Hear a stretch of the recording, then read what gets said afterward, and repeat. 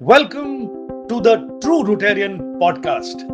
This podcast is specially designed for all the true Rotarians by a true Rotarian.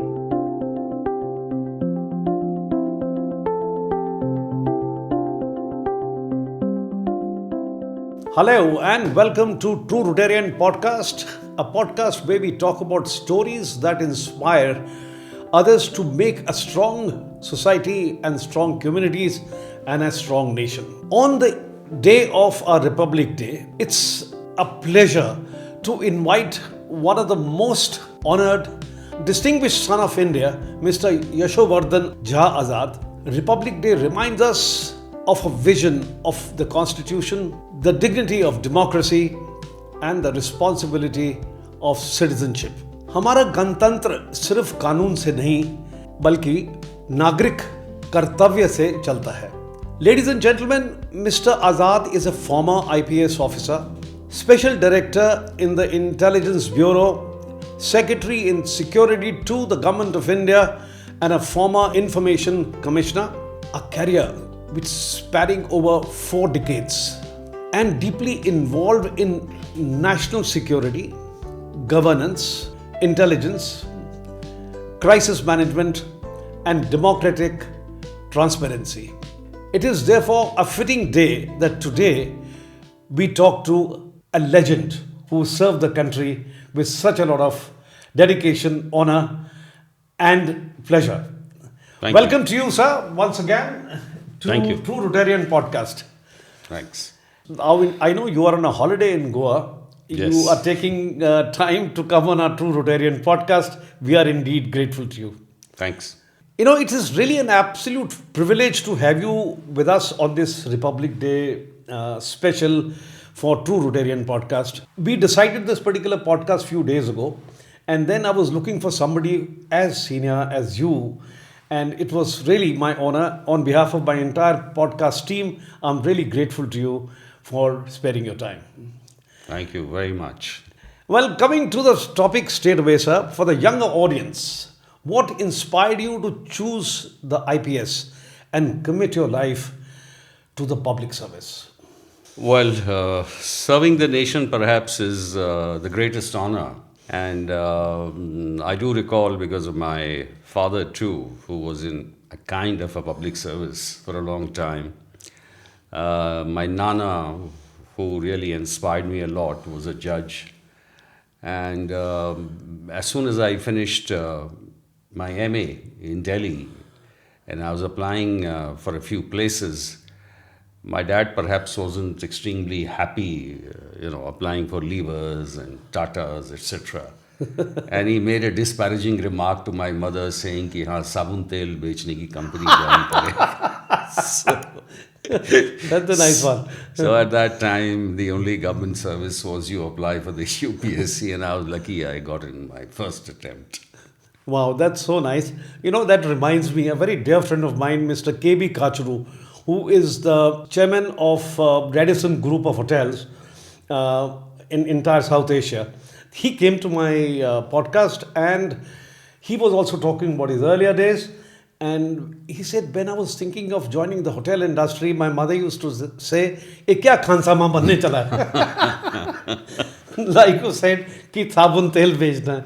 I think the story is same quite all over the place. Those days were different. Your earlier years, you were in districts across Madhya Pradesh, working closely with communities in rural environment and where state meets the citizens directly. Policing in rural India teaches us about society, governance, and citizens' expectations. Well, that's a huge lot that you've asked me. And first of all, let me say at the very outset that being in rural India was the first time I got to know about India. And it was absolutely fascinating to meet with the farmers, the rural communities, see the rural conditions, the fields, the environment, the farmers producing various kind of crops, their marketing, and the extreme hardships which were faced by them. So, policing in a rural context is a very sensitive job because this is not the British times when you are extracting revenue and you are, beating them to submission. The rural community is also quite alive, agile. So, And aware. and aware now. So, in a way, it is a kind of community policing because if you actually talk to the elders and the villagers, you get a lot of information from the people.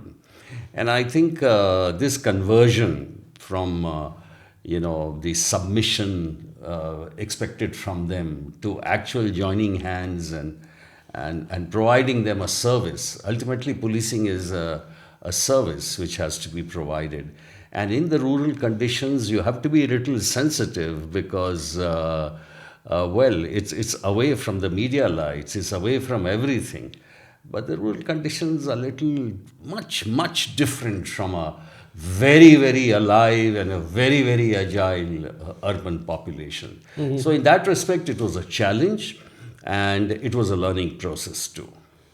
Well, as you mentioned, it's slightly different than cities because you said there is no media and things like that. So people in the cities hardly know the realities of rural India. What do you have to say on that? Oh, absolutely right. I mean, it's so different. For example, when you go across the fields, and I remember when I would be going in that scorching 44 degrees centigrade in a jeep, we used to have that time with a gunman at the back and a driver, and carrying that thermos with that green felt cloth. And you see in the distance some well, and you go across for water and you have some water and go to a nearby hut and sit with that old woman. She gives you a minefield of information, but she also gives you what happens when the crop failed last time, what happened when there was that crime of a theft, and theft would have been of 10 rupees but would have made such a lot of difference. Then the panchayat meetings, then the ostracization, social stratification, the coming of a new road was perhaps the greatest joy. So these are things which you can only experience in the rural area. And it was quite exciting and it was quite nice. And it's totally different from cities, right? Totally different, totally different. Okay, now later as a DG Bhopal, you were virtually heading the policing of a capital city, balancing administration, public order, and leadership. Any particular experience or lesson from that would you like to talk to our audience about? Yes, I was DIG Bhopal, and Bhopal in the 90s was very different from now. It was a growing kind of a city, and you had a lot of educational institutions. They were, in fact, mushrooming. Engineering colleges, medical college, law, engineering. So one challenge is, of course, the students, you have to keep the student enthusiasm in check. And there were a lot of skirmishes on various accounts, whether they wanted to postpone the examinations, whether they wanted some clean water in the hostel. So yes, there were a lot of tense moments too. But overall, Bhopal was a great experience. Yes, it meant a lot of hard work, right from morning to night. And as soon as you get up in the morning, you start getting calls from either the chief minister, governor, the works, and very senior officials. So running a city, yes, it's very, very difficult. And I had come from a rural area where I was SP. And so when I came to this area, I was jolted into what you call action. Wow. One question a lot of people ask is how should our policing system balance professional autonomy on one hand and administrative or political oversight on the other? Well, I think, the most important thing for the police is that it has to act as per the Constitution. So actually, if you look at it, there is a parameter which is already laid out. Now, the kind of policing we have got is a very outdated British model, the 1861 Act. But mind you, even the Britishers, when they made their own act, they talked about this professional autonomy. Okay. They talked about the professional autonomy, but here what they did was, because the police was basically to kind of enhance the power of the rulers, so they kept it under various layers. So that is why what is happening is that the professional autonomy has been whittled down. And the administrative oversight does not work. It really does not work, because if the police is not working within its own charter under the constitution but at the behest of the executive, so then the administrative oversight doesn't matter, because it's the executive choice which the police is exercising. Yes. So in that respect, you talked about a very important thing, that it's the police leadership which should be very good and accountable to the public and to the law. But there should be autonomy in terms of operation, action, and performance. You just mentioned that in the morning you used to get calls from the chief minister or a minister or a governor. Now, would you like to comment on the political interference at any level? Well, जैसे कहते हैं दुखती रग पे हाथ रख दिया आपने. So, well, political interference in the police has been a problem right from the beginning. Now, in the beginning, before the independence, it was completely, the police was virtually under the Goras, who would like their rule, and in such a manner that the entire people should be subjugated to their whims and fancies. Now, today what has happened is, unfortunately, it has carried on after independence. And police has never been thought of as a medium of, a public policy for public service, but somehow a kind of a tool of the executive. So in that respect, if I really would like to tell you the kind of political interference, it begins from every thana and tehsil, because all politics and all politicians emerge out of that.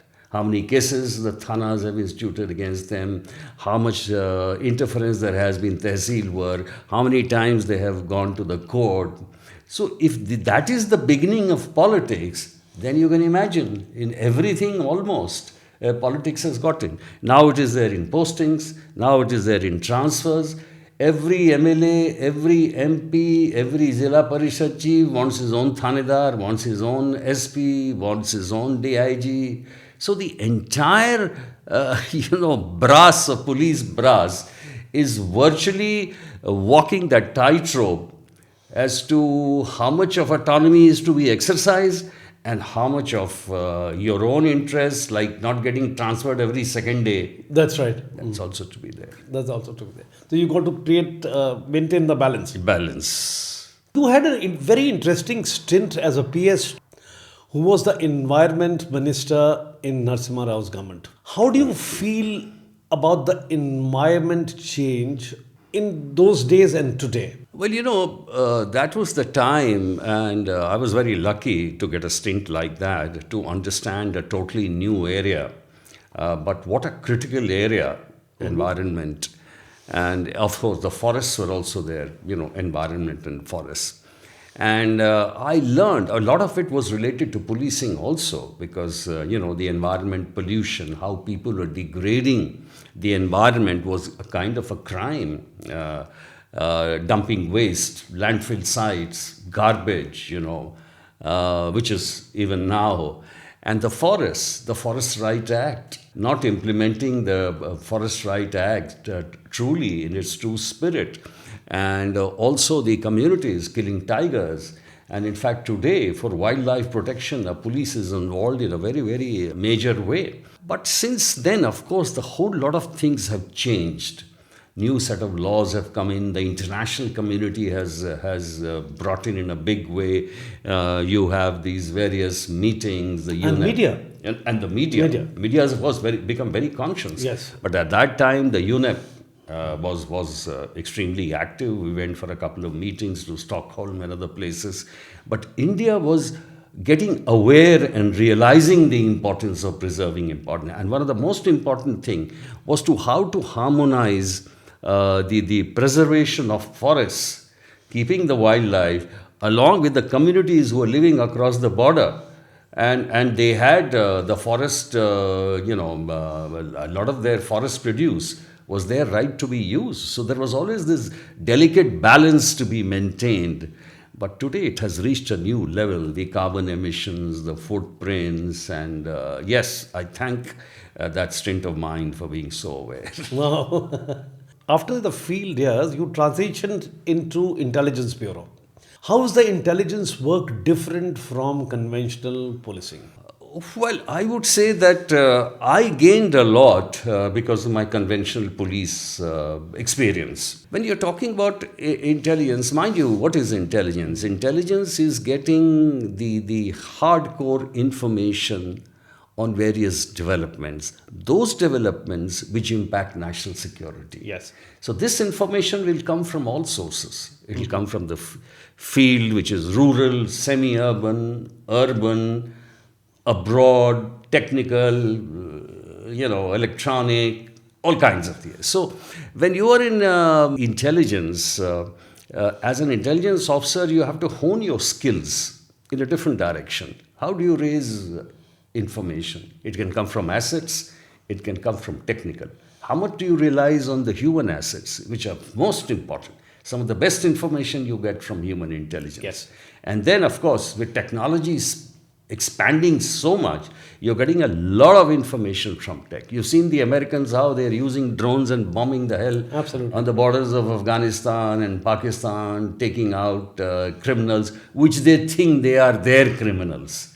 Maybe they are just, I won't call them terrorists or you won't call them terrorists, but it's their perception. Yes. So technology has a large role to play. But technology again has gone into the hands of the terrorists and criminals who are also using it. They are also using it. So Yes. look at the cyber crimes. Look at the citizens who are being duped.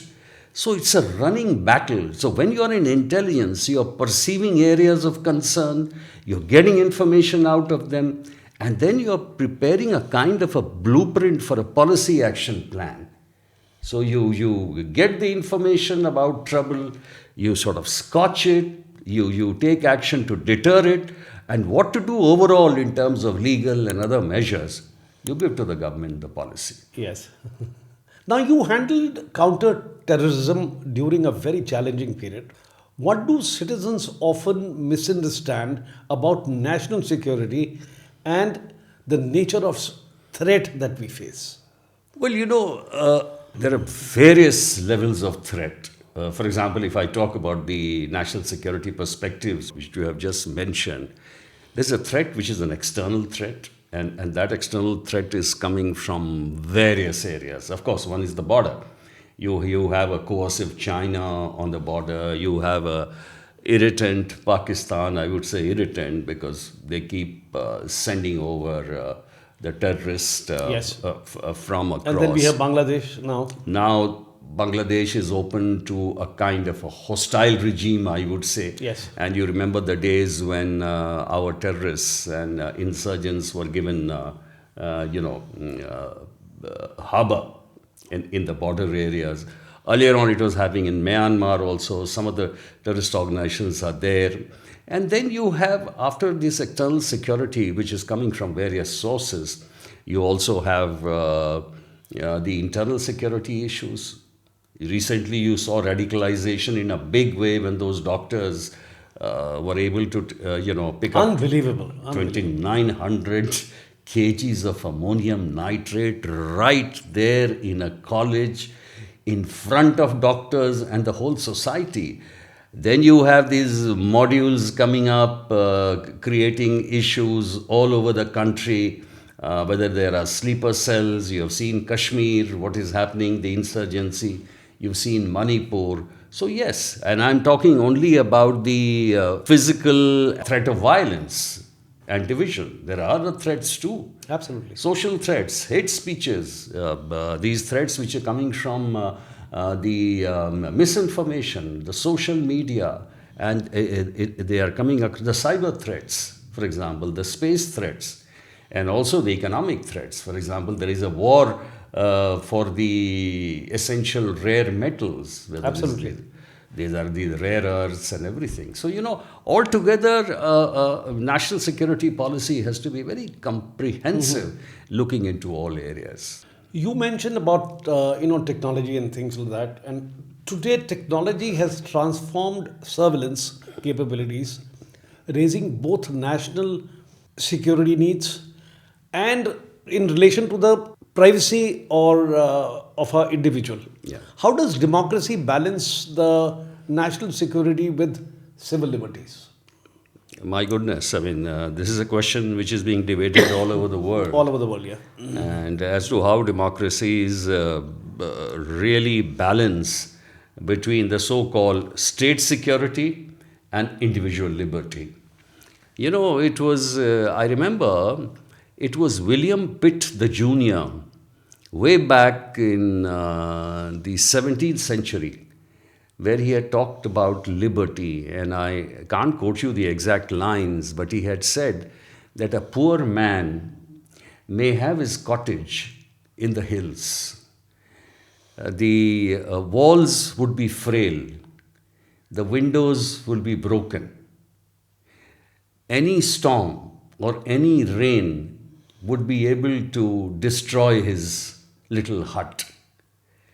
Any adverse weather can lead his hut to be in shambles. But even the King of England cannot enter that hut without his permission. That was the concept of individual liberty which was talked about. So whenever the state surveillance came into being, 20th century, there was an explosion of democracy. So many states became democracies where the will of the people, prevailed. People started questioning everything. People started asking everything. And look at the wonderful constitution which India has. Right to speak, right to information. Yes. I mean, some of the finest attributes you can to life and leading a dignified life is given by the Constitution. So the idea is laws were made that whenever state surveillance is there, it cannot be arbitrary.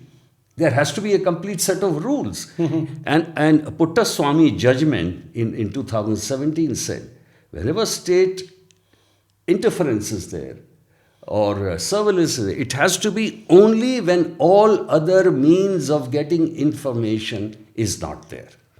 Secondly, it can only be there till is absolutely necessary. So, state surveillance is not the norm. The norm is liberty whenever the state interferes only critically and only for that critical and limited time. And that's exactly we have been trying to aspire for. And yes, there are a lot of violations all over the world. Wow. Sir, there's one more thing that is very important from the point of view of my viewers, that you were also coordinating VVIP security for high-risk visits like President Bill Clinton, President Putin, and also the Pope. What goes behind the scene and how narrow is the margin for error? Well, let me say at the very outset that these high-profile security arrangements, you're really walking on a thin edge because you really don't know what may happen. But what you can actually do is to prepare yourself for the worst. I remember when Clinton came, there was this brutal killing in Chittis Singhpura in Kashmir. And that was the only ploy which the terrorists use. Any high-profile visit and they create some incident, Right. which is of devastation, and they want that fear, psychosis to go through the ranks of the people. But each of these visits requires such a lot of detailed kind of deliberations, planning, meetings, exchanges, drills, that it's mind-boggling. I remember sitting down with the American Security Service and their various experts, even the dog experts, they call the K9, and their technical experts, and the way they sweep the rooms, the way they want various kinds of security layers, that we had to many a times sort of stop them and remind them that, listen, the actual security responsibility is ours. What you are supposed to do is the close ring. And I remember during Obama's time, once I went to Bombay to brief the security people out there. And the Americans was very keen that they would like to put snipers on the, high rises. And we said, no, you cannot do that. That is our responsibility, and Yes. we are going to do it. And as a matter of fact, what happened was in this, tutu meme, Obama was delayed for about 7-8 minutes from a particular place. And then ultimately there were a lot of questions asked by the government. And I said, no, I stand by the Mumbai police, because that was something in our jurisdiction. Yes. In Pope's visit, there was, of course, we were facing a huge kind of a threat to him. And there is a kind of, what is that called, Pop Mobile or something, a glass kind of a thing in which Pope goes Yes. and gives it's a bulletproof polycarbonate shield. sheet, yeah. And I remember I got a very lovely medallion with the Pope's inscribed on that. Wow. Then in Putin's visit, of course, the Russians are burly, and often there are quite a few clashes between the security men from both sides to gain access near. But one thing is there. In earlier days, they would kind of, ride roughshod over our security people. But one thing is there, after the formation of the SPG, the Special Protection Group, which came in the 80s, and it's one of the most professional bodies of protection around the Prime Minister. Wow. So now it's a kind of, one-to-one, it balances out between the two. And laying down security is a much, much more formalized and easier. Wow. Now let's talk about diplomacy through sports, right? One of the most fascinating chapters in your career was when in 2004 you were selected to evaluate whether India could safely tour Pakistan, especially after 15 years of gap. How did cricket become diplomatic bridge? And what did you personally observe about the sentiments of people to people warmth in Pakistan or across the border? Well, let me say, recall that great man, Vajpayee, Yes.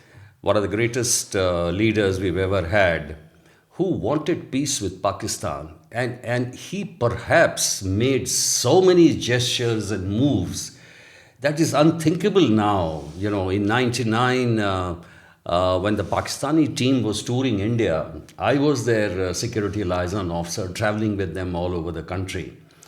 And during that time, Vajpayee went to Lahore. Yes. You remember that famous bus yatra? Yeah, bus yatra. Yeah. And my brother Kirti Azad was also there as one of the MPs. Devanand was there. Some of the best known people were there. It was a great gesture. And what happened? There was the Kargil War in 99. Yes. There was a Kandahar hijacking in 2000, January, December end.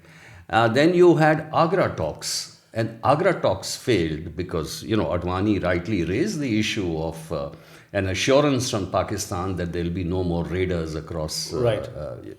So when everything failed, even then there was Parliament attack, there was the Red Fort attack, there was attack on J&K Assembly. And yet that man said, okay, let's try something else. Let's see if we can try cricket diplomacy. and whether India can tour Pakistan. India hadn't gone to Pakistan for 15 years. Yes. Last was 89. Yeah. And I was chosen as the head of the team to visit and evaluate. So I remember one of my batchmates, Nandan Dubey, who's DGP in Madhya Pradesh later, he said, "Beta mar jayega, kahan ja raha hai?" So, it's a typical lingo in Madhya Pradesh in Hindi. And I said, well, I've been asked, I can't say no. And of course, that Vajpayee's vision was always there on our minds. And I remember traveling all over Pakistan, Multan, Faisalabad, Peshawar, Karachi. And ultimately, of course, I traveled a number of times for other reasons, but that was a historic kind of a visit because I remember Musharraf wanted the tour.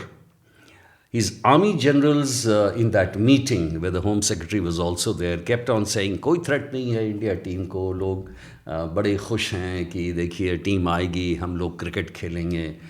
So, I said very politely, Excellency, I mean, ये तो बड़ी अच्छी बात है कि हम cricket खेलेंगे, लेकिन क्रिकेट भी खेलें तो ऐसे सुकून में खेलें जहाँ पर कि हमें ऐसा नहीं लगे कि कोई भी हमें कहीं अटैक कर सकता है.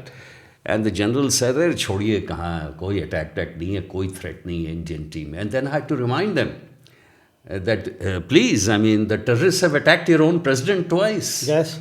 So how do I feel safe? And we have stars like Sachin Tendulkar, Saurabh Ganguly. Yes. They individuals are so famous.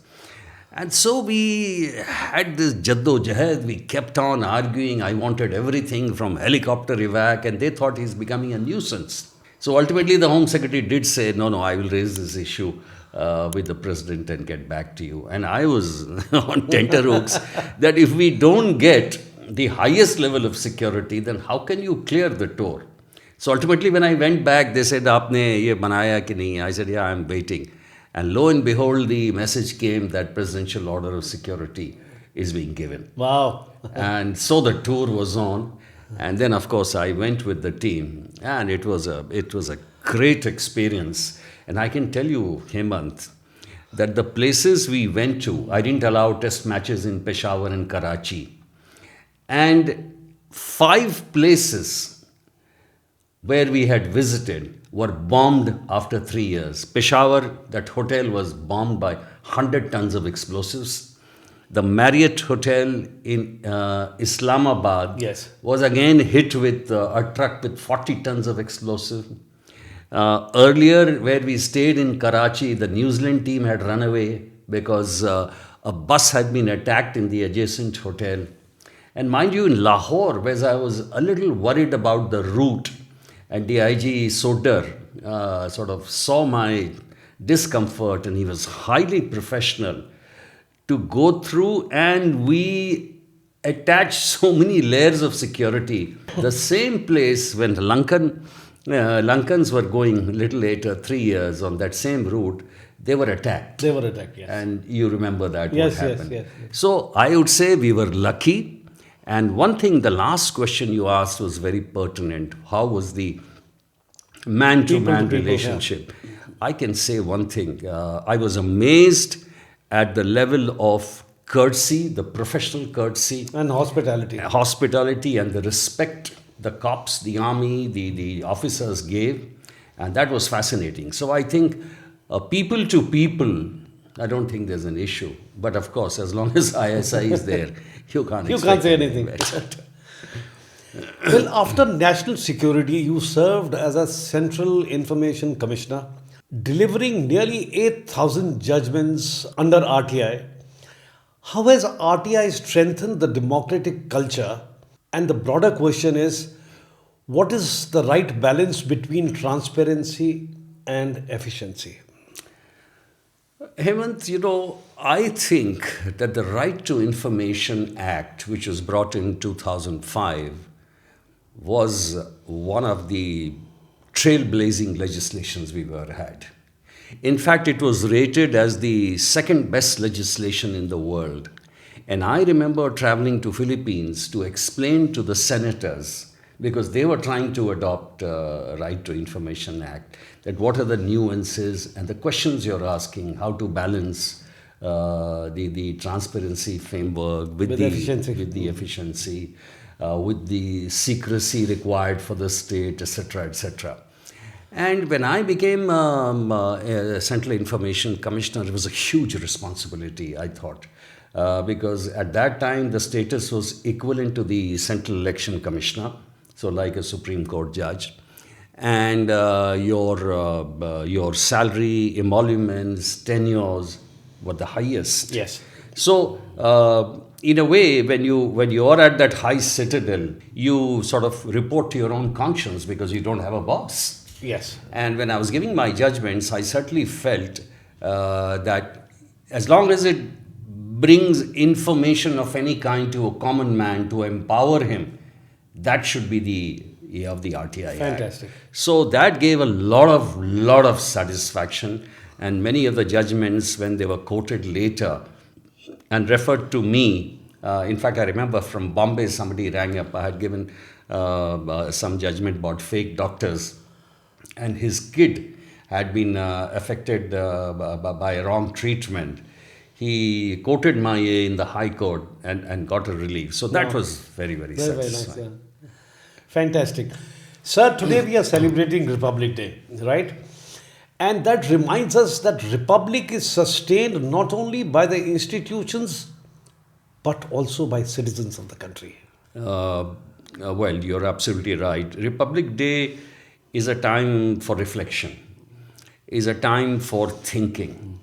It's a time for, reassessing the citizen's charter. What is a citizen's role? What are citizens' responsibilities? What are citizens' rights? So I would say that on this Republic Day, I would congratulate the country for maintaining democracy in a shining manner. Today is the largest democracy in the world. For keeping all the institutions alive, for by and large going under the parameters laid down by the Constitution. But yes, we should also dedicate this year to the citizens. How citizens can question the democratic government. How citizens should be more aware of their rights. How citizens should be able to wrest justice from the courts, from the public institutions. And I think that would be the greatest tribute we can give to the Republic Day this time. Wow. Now, in your view, what is more critical for a strong republic? Is it institutions, citizens, or the partnership between the two? Let me say, Hemant, at the very outset, what are the democratic institutions for? They are for the people. They are for the people, yes. Right? And what does Right to Information Act say? That the citizen has the right to ask any questions from the government about its functioning. So what are the institutions supposed to do? They are made for people. They're supposed to deliver to the people. Say if you're talking about the Central Information Commission, they are duty bound to give all the information to the people. Yes. And anything about corruption for that matter, it should be brought out. Yes. There is no secrecy about corruption. What are the Central Election Commission's members supposed to do? Hold the elections in a fair and square and see that all the citizens should be allowed to vote. Right? Other institutions, whether it's the CCI, whether it's UPSC, they are all meant to serve the people. So yes, it has to be in a spirit of cooperation, in the sense that the institutions deliver to the people and people ask the right questions. Wow. Sir, India is a diverse and a very complex society. And some conflicts have deep historical roots. Is Naxal challenge now largely a governance issue or a development question? Well, that's a real vexing issue. I mean, right from 1967, when it started in the plains of Naxalbari and snaked around the Red Corridor. Today, I must congratulate the state governments and the Home Minister also for dimming the Red Corridor. It's the first time we can talk about the Red Corridor diminishing and almost reaching its end. Wow. In fact, the Home Minister gave the target March end of this particular year. And two things made a tremendous difference. One was the killing of the great commanders like Basavaraju and the dreaded Battalion 1 commander Hidma from the Dandkaranya, that is the Abujmar in Chhattisgarh. And secondly, the surrender of Venu Gopal Rao, I think, who said the time has come for the Nakshals to surrender. Because, when you hit at their military power, you gain a lot of advantage. But when the ideology is hit and ideology is weakened, then the real victory comes. Absolutely. So right now what is happening, every day the cadres are surrendering. Every day the lost people are going back homes and they are rebuilding their lives. But as you said, Nakshal challenge is a huge challenge. The challenge is of rehabilitation. The challenge is of restoring the rights back to the tribals. The challenge is that in those forests, a man from Bastar comes out thinking that state is my partner, yes, an enabler, and he should not be caught between the Naxalite fire and the state fire. On Kashmir issue, what does experience teach us about resolving long-standing conflicts? Kashmir is a very, very complex issue. And, Hemant, in fact, let me be quoted. I don't think the Kashmir problem can be solved, at least in the next few decades. It can only be managed. So how can it be managed? I think the security grid has become really strong. There's no doubt about it. If you see the violence figures, they're completely going Zero. down. Oh, yeah. Yes, there are incidents like Pahalgam, there are incidents like in Jammu which happened. But that you cannot you cannot obliterate almost everything. It's an ongoing battle. Mm-hmm. So sometimes they'll succeed, but the intelligence agencies are succeeding also 98% of the time, which we are not talking about. There are very few issues on which we can negotiate with Pakistan. They don't recognize Kashmir. We don't recognize POK. Yeah. In fact, POK has been illegally held by them. Yes. And so it will take time. So when we take time, it will take a few decades till, the economy of Jammu Kashmir really picks up. Already elections are there. Mm-hmm. Already the people in POK are saying that in Kashmir there are elections and here we are governed by the state. So these things will take time. So I think it's very, very important to take everyone. Brute military can never solve Kashmir. Sir, you write, you speak, and you very regularly come on various television debates. How do you see the evolution of India's public discourse? Are we becoming more informed, or are we more emotional, or are we more fragmented? My goodness. If you look at the social media, I think we are all fragmented also. Very touchy, sensitive, more aware. So you see, one thing is good about the social media, I would say, that there are a lot of reactions to government actions, and that's how it should be. There is a lot of discussion and public discourse on the social divisions, and I'm concerned about that because the law enforcement, the other institutions of government should be absolutely fair and square with the people of any race, religion, kind, etc., etc. That, I would say, is one of the most critical factors on which the governance should be there. And therefore, on this Republic Day, I would say it is most important to see that these institutions govern in a manner that there are no questions. Because any kind of a fragmentation is going to weaken us. And we have already talked earlier on your program about the various threats faced by India. Yes. Let me reassert that, diplomacy flows out of internal strength. your power, your enabling capability, everything flows out of internal strength. So that is extremely important, and I think we should look ahead keeping that in mind. Now, alongside national security, you continue to support sports and grassroots education. Why do these spaces matter for nation building and for young Indians? Oh, I think sports is absolutely critical. In fact, in police, of course, sports is our official activity. Yes. And I would make sure that even as DIG Bhopal, I was leading a cricket team and playing in the local leagues in which 7 constables were there and the other were officers. It creates a kind of a camaraderie, it creates a kind of a spirit. You know, you lose, you win, you have your joys, you Yes. have your setbacks. So it's a very, very, important thing. And I've seen most of the sportsmen who are there, whether in the IAS, IPS, IRS, they are much better administrators. They are generous. They are, their outreach is much more with people. So I think in that respect, sport. I was very lucky because I went to Atlanta as the international security team where we're managing the institutions. I was managing, I remember, Morehouse campus in Atlanta where Clinton's daughter had come. And it was very, very, very interesting. Then I was then I was director youth and sports.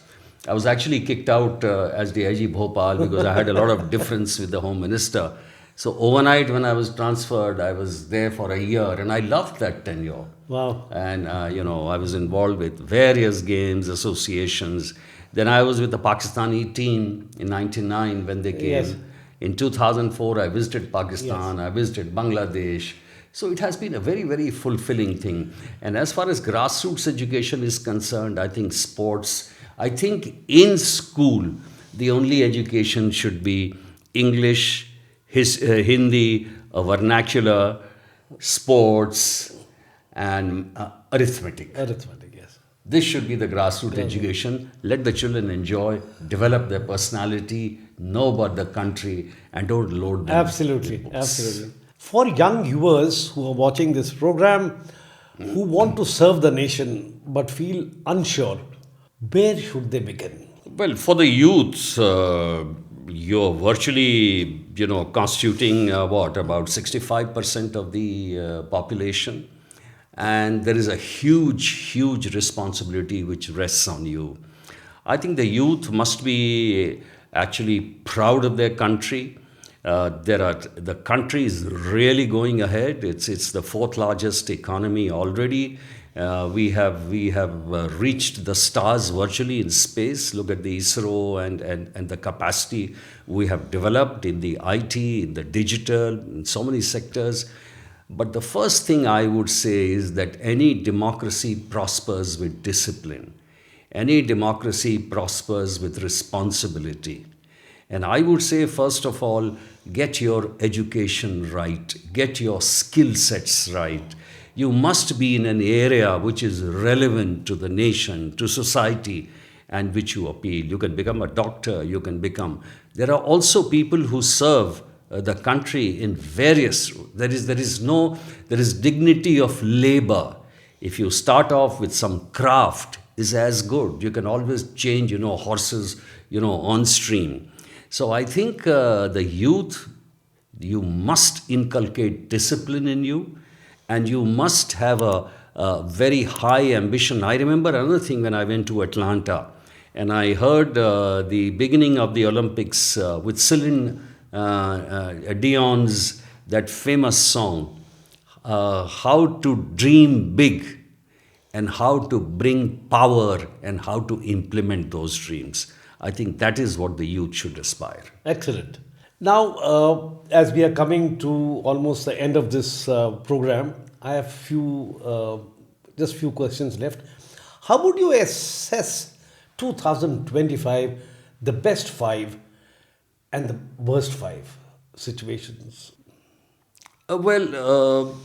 If I look back on 2025, the first thing is, as I said, is, being the 4th largest economy brings of value to your nation. The size matters. I'm not talking about the per capita income and all that. But the very fact that you have reached this in this decade is a huge milestone. Secondly, I would say that in view of the threats, our defense acquisition and modernization has crossed a threshold. And that is a very, very good, sign for the country. Thirdly, I would say another important thing related to discipline I was talking about, the huge growth of our NDRF, which is there in times of disaster, playing a great role. In fact, it played a great role in Myanmar during their earthquake. It's a great sign. It's a sign of great power. And also, the drills which we did, for the national disaster times is like big powers which they do. Mm-hmm. On the internal security threat, again, when I talked about the Naxalite, I think that's one of the greatest achievements. Wow. And lastly, I would say, yes, our IT sector and in the digital area which we are doing, these are huge achievements. Now, as far as the drawback goes, some of it we have already talked about. I think the erosion of institutions is a sad thing. Mm-hmm. We cannot allow it in democracy. Second, I think more and more cases of individual liberty and laws should be heard by the judiciary. Yes. And which are being. Sonam Wangchuk case is still not been heard. Yes. It's extremely important. Number three, I would say that in terms of the wealth redistribution, I think that's a very important thing. You can't have 10% of the people having 70% of the wealth. Yes. That is something. Fourth, I would say education and health should be real priorities, which is slowing us down. Mm-hmm. Look at it. Drinking water is available from the taps in even B-class countries. Yes. We are an A-class country. Yes. And lastly, I would say that this country needs more of discipline, more of governance, and the most important fight, that is against corruption. Absolutely. So as we approach 2047, the vision where we are all looking forward to an absolute Viksit Bharat, what is the hope that India have as a republic, as a democracy, and as a society? You see, for me, I would say that democracy is here to stay, and that is a great achievement on us. But my Viksit Bharat would think of India as coming to terms and achieving and realizing our secularism goal, which is extremely important. The social cohesion, because nothing is possible without internal strength. Yes. My Viksit India would talk about an economy where the per capita income is really high, like the developed countries. My Viksit India would have more of discipline, more of participation from various walks of life and from the youth especially. And my Viksit India, lastly, would also be comprised of people who are inventors, who are innovators, who are good, outstanding professionals in the area, men of integrity, commitment, and honesty. Wow. Well, ladies and gentlemen, the Republic Day reminds us that Republic is not sustained by laws alone, but by responsibility and participation. Sir, thank you very much for coming to our show. It's been really a pleasure talking to you. On behalf of my entire team of True Rotarian Podcast and also my listeners, we have had the pleasure of seeing you discuss your distinguished service to the nation and sharing your insight with such a lot of clarity. It's been really an honor to speak to you. Our democracy and society become stronger when citizens are informed and responsible and committed to public good. Thank you for having me here. Thank you. Ladies and gentlemen, thank you so much. If you like our content, if you like our program, please do like and share and subscribe our video. And if you also have a story to tell, please do get in touch with us, and it will be my honor, pleasure to call you on my show. Thank you so much, and Jai Hind. Thank you, sir. Thank you so much. Thank you.